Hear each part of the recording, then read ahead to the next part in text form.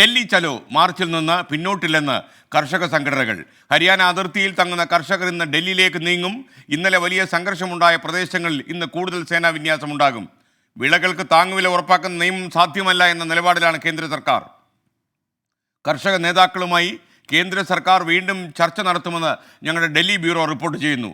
ഇപ്പോൾ കർഷകർ തമ്പടിക്കുന്ന ഗാസിപൂർ അതിർത്തിയിൽ നിന്ന് ആർ രാധാകൃഷ്ണൻ തത്സമയം ചേരുന്നു. Radhakrishnan, good morning.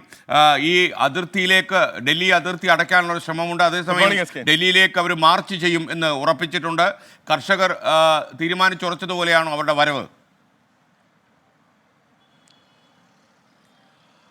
തീർച്ചയായിട്ടുമാണ് SKN. ഈ കർഷകരെ സംബന്ധിച്ച് അവർ പ്രഖ്യാപിച്ചിരിക്കുന്ന ഡൽഹി ചലോ മാർച്ച് അതിൻ്റെ ലക്ഷ്യത്തിൽ പര്യവസാനിപ്പിക്കും എന്നുള്ള ഒരു വാദമാണ് കർഷകർ ഇപ്പോൾ മുന്നോട്ട് വയ്ക്കുന്നത്. അതിന് സമാനമായിട്ട് ഞാനീ നിൽക്കുന്നത് ഗാസിപൂർ അതിർത്തിയാണ്. ഡൽഹിയുടെ ഗാസിപൂർ അതിർത്തി കഴിഞ്ഞ തവണത്തെ കർഷക സമരത്തിൽ ഏറ്റവും അധികം കർഷകർ വന്ന് തമ്പടിച്ച മേഖലയാണ്. അതുകൊണ്ട് തന്നെ ഈ മേഖലയിലേക്ക് ഏതെങ്കിലും വിധത്തിൽ കർഷകരെ അനുവദിക്കില്ല എന്ന ഒരു നിലപാടിലാണ് ഇപ്പോൾ സർക്കാർ ഉള്ളത്. ഞാൻ നിൽക്കുന്നത് സ്റ്റേറ്റ് ഹൈവേയുടെ ഭാഗമായിട്ട് മേഖലയിലാണ്. ആ മേഖലയിലെ ഡൽഹിയിലേക്കുള്ള ഗതാഗതം അത് പൂർണ്ണമായിട്ടും സ്റ്റേറ്റ് ഹൈവേയിലൂടെയുള്ളത് നിയന്ത്രിച്ചിരിക്കുന്ന ദൃശ്യങ്ങൾ നമുക്ക് കാണാനായിട്ട് സാധിക്കുന്നു. ഇത് ഏറ്റവും മുൻനിരയാണ്, ഡൽഹിയിലെ ഏറ്റവും മുൻനിരയാണ്. ഇതിന് ഇടയിൽ ഏതാണ്ട് 6 ഇടങ്ങളിലായിട്ട് വാഹനങ്ങളൊക്കെ നിരത്തിക്കൊണ്ടാണ് ഒരു വിധത്തിലും ഈ ഏതെങ്കിലും തടസ്സം ഭേദിച്ചുകൊണ്ട് ഇവിടേക്ക് എത്താനായിട്ടുള്ള ശ്രമമുണ്ടെങ്കിൽ അത് തടയുക എന്നൊരു ലക്ഷ്യത്തിലേക്ക് ഇപ്പോൾ ഡൽഹി പോലീസും കേന്ദ്ര സേനാ അംഗങ്ങളും ഒക്കെ എത്തിയിരിക്കുന്നത്. ഒരു സ്ഥിരം സംവിധാനം എന്ന രീതിയിൽ ചില ഒരുക്കങ്ങളും പോലീസ്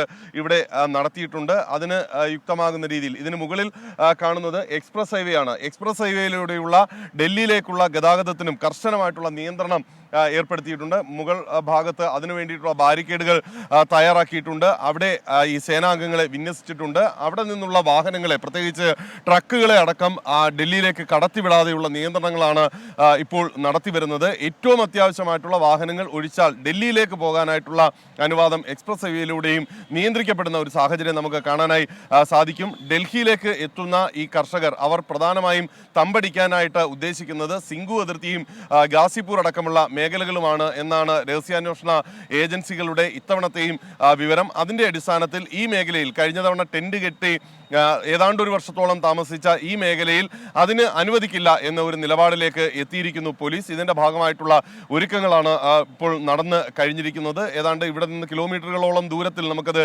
കാണാനായിട്ട് സാധിക്കുന്നുണ്ട്. ഗതാഗതം തടയുന്നു എന്നുള്ളത് മാത്രമല്ല, വളരെ ശക്തമായിട്ടുള്ള നിരീക്ഷണം എല്ലായിടങ്ങളിലും ഇപ്പോൾ യാഥാർത്ഥ്യമായിരിക്കുന്നു എന്നതും ഇതിന്റെ ഭാഗമായിട്ടുള്ള വസ്തുതയാണ്. ഇന്ന് ഈ ശംഭു അതിർത്തിയിൽ നിന്ന് അടക്കമുള്ള മേഖലകളിൽ നിന്ന് ഇവിടേക്ക് എത്താനായിട്ട് മാർച്ച് ചെയ്യാനായിട്ടുള്ള തീരുമാനമാണ് കർഷകർ കൈക്കൊണ്ടിരിക്കുന്നത്. ഈ ഒരു പശ്ചാത്തലം അതിന് യുക്തമായിട്ട് നിൽക്കുന്നുണ്ട്. എന്നാൽ ഇതുമായി ബന്ധപ്പെട്ടിട്ടുള്ള വിഷയങ്ങളെ പര്യവസാനത്തിലേക്ക് എത്തിക്കുന്നതിന് വേണ്ടിയിട്ടുള്ള ചർച്ചകൾ അതിന് സന്നദ്ധമാണെന്ന നിലപാട് സർക്കാർ ആവർത്തിക്കുന്നു. പക്ഷേ അങ്ങനെ സർക്കാർ പറയുമ്പോഴും ഈ മിനിമം താങ്ങുവില അതിൻ്റെ ഗ്യാരണ്ടി നൽകാനായിട്ട് സർക്കാർ തീരുമാനിച്ചാൽ വലിയ രീതിയിൽ സാമ്പത്തിക ബാധ്യത ഉണ്ടാകും എന്ന വാദമാണ് വിവിധ മന്ത്രാലയങ്ങൾക്ക്, പ്രത്യേകിച്ച് ധനമന്ത്രാലയത്തിന് ഉള്ളത്.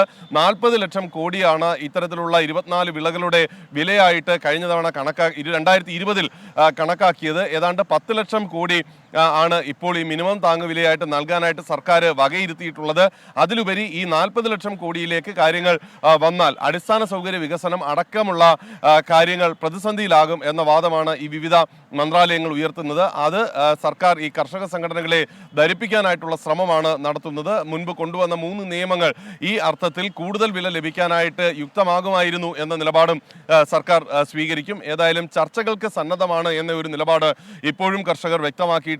ഇന്നത്തെ ചർച്ചകളുമായി ബന്ധപ്പെട്ടും അല്ലെങ്കിൽ ഇന്ന് ചർച്ചയ്ക്ക് ഒരു സാഹചര്യം ഉണ്ടാക്കുന്നതുമായി ബന്ധപ്പെട്ടും ഉള്ള ഒരു വ്യക്തതയും ഇനിയും ഉണ്ടായിട്ടില്ല. രാവിലെ മുതൽ തന്നെ കർഷക സംഘടനകളുമായിട്ട് ആശയവിനിമയം നടത്തും എന്നുള്ളതാണ് സർക്കാർ വ്യക്തമാക്കുന്നത്. അതിനുശേഷമായിരിക്കും ഈ ഡൽഹിയിലേക്കുള്ള മാർച്ചിനോടുള്ള സമീപനം എത്രമാത്രം കർശനമാക്കണം എന്നത് ഉൾപ്പെടെയുള്ള കാര്യങ്ങളിൽ ഇനി സർക്കാർ തീരുമാനമെടുക്കുക. ഏതായാലും ഡൽഹിയിലേക്ക് മാർച്ച് പ്രവേശിപ്പിക്കില്ല എന്നൊരു തീരുമാനമാണ് ഇപ്പോൾ ഉള്ളത്. താൽക്കാലികമായിട്ടുള്ള ജയിലുകൾ അടക്കം വിവിധ സ്റ്റേഡിയങ്ങളൊക്കെ അതിനു വേണ്ടിയിട്ട് പ്രഖ്യാപിച്ച് തയ്യാറാക്കിയിട്ടുണ്ട്. മാർച്ച് നടത്തുകയാണെങ്കിൽ അങ്ങനെയുള്ള ആളുകളെ അറസ്റ്റ് ചെയ്യുന്ന അടക്കമുള്ള നടപടികളിലേക്ക് ഒരുപക്ഷെ കടക്കുന്ന വിധത്തിലായിരിക്കും അടുത്ത മണിക്കൂറുകൾ പോവുക. ഏതാണ്ട് 9 മുതൽ 10 മണി സമയത്ത് മാത്രമായിരിക്കും ഈ കർഷകരുടെ ഇങ്ങ് മാർച്ച് ആരംഭിക്കുന്നത്. ആ സമയത്ത് വളരെ ശക്തമായിട്ടുള്ള നടപടികളിലേക്ക് കടക്കും എന്നുള്ളതാണ് ഇപ്പോഴത്തെ ഒരു സാഹചര്യം നമുക്ക് കാണാൻ സാധിക്കുന്നത്. Thank you are Radha